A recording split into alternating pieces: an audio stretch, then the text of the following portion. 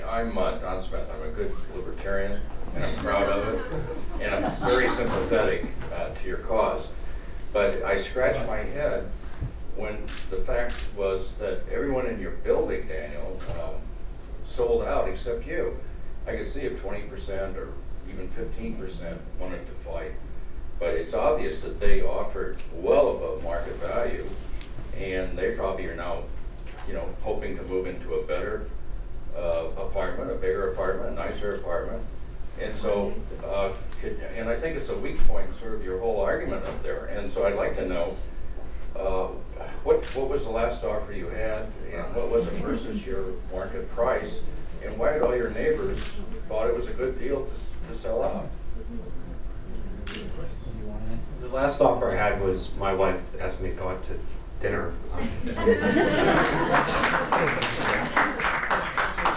I'll answer. Those deals were made under the threat of eminent domain, and to my mind, they're not fair because of that. I don't care how much they were offered, and I understand why people took offers. You're right, everyone in my building sold. Not everyone in the footprint sold. There are renters there and businesses there who aren't made any offers, and will never be made any offers.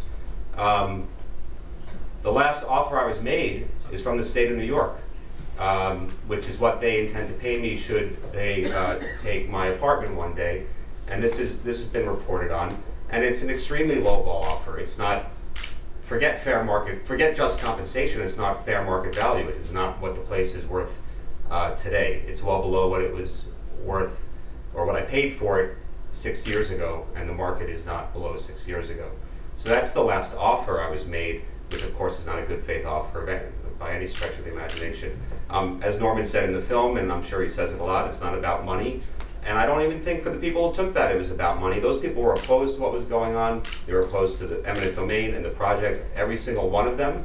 Ratner targeted them. Many of them were new to the neighborhood. Many of them were young, starting families who couldn't deal with what I've had to deal with in the past 6 years, and decided they decided they weren't going to. And I don't blame them. I don't blame them one bit. I wish a few had stayed, but I don't blame them. And I think that's a side story. But I also think, Mr. Smith, it's not a fair question. I've seen Dan, I've seen Nick Sprayregan, I've seen the Sings, I've seen some businesses in Willets Point. It is incredibly difficult to stand up tall to fight this shit. I mean, it is so hard emotionally. It is so hard not just on the individual, but on their family, and not just their immediate family. The Sprayregans have aunts and uncles all across the country, and you don't know how difficult it is for Nick. It's not difficult this week because he won, but prior to this week, you know, at bar mitzvahs, at weddings that I've been at, and you see the people questioning the people and wondering, is Dan Goldstein crazy? Is Nick Sprayregan on an ego trip? It has nothing to do with that. Dan and Nick and the Sings are great Americans because they stand up tall to the powers be and they speak truth. And we shouldn't in any way question their motives. I admire them, I respect them, and I think we should all thank them for fighting the fight that most of us would not even have the capacity to fight.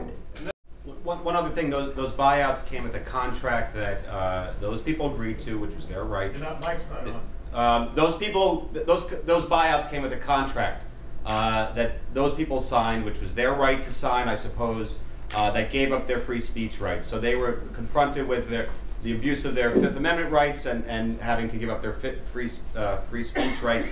And then those properties were purchased by $100 million or so of New York City taxpayer money. Ratner was reimbursed for those above market purchases, and then so that money is our money, and then that contract was signed basically between those people and the government because they're paying for it. And now when they compensate us, if it comes to that, they lowball because that will be Ratner's money. And on the jobs creation, as well as the other thing that goes with it, is the tax revenue that will be generated. Developer after developer, especially in eminent domain, makes those representations. And it's interesting, the Supreme Court of Michigan in the summer of 2004, after GM 25 years earlier made promises about jobs and tax revenue, they went back and reviewed the promises and what actually happened. And to the credit of the Supreme Court of Michigan, they reversed themselves on the issue of eminent domain. And I think that in all these fights, the fights that we're talking about here in the city of New York, in Brooklyn and Manhattan and Queens, the promises are illusory. And if we had people in the legislative arena questioning, and if we had more judges doing what the appellate division did last week on the West Harlem issue, you would see that the promises never turn out to even be close to reality.